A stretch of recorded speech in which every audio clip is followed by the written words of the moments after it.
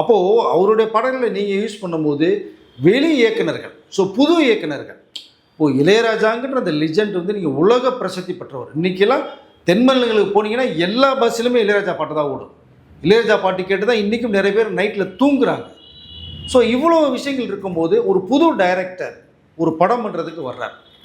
அப்படி வரும்போது அவர் இளையராஜா, யாரும் இளையராஜாவை தாண்டி போக முடியாது. இளையராஜா கிட்ட போய் ஃபஸ்ட்டு படம் வாங்கலாம்னா அவரை போய் பார்க்குறதே ஒரு சிரமமான சூழ்நிலை. கதை சொல்கிறது ஒரு விஷயம். பட் இதற்கு மீறி உங்கள் பாடல்களெலாம் பயன்படுத்திக்கணும்னு விரும்புகிறாங்க புது டைரக்டர். அப்படி தான் ஆதிக்க ரவிச்சந்திரன் கூட குட் பை டைரக்டரில் பயன்படுத்தினாங்க. 3 பாட்டை வேறு மாதிரி லெவலில் காமிச்சிருப்பார். அதற்கு பயங்கர எமோஷனலாகி கோவப்பட்டு அவர் ஒரு கேஸை போட்டு எனக்கு செட்டில்மெண்ட் பண்ணார். மஞ்சுமேல் பாய்ஸ்னு ஒரு படம், மலையாள படம்.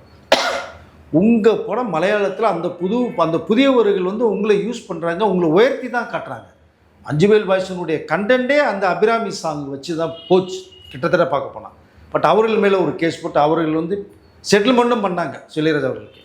குட் பை டைரக்டரில் மிகப்பெரிய ஒரு பிரச்சனை.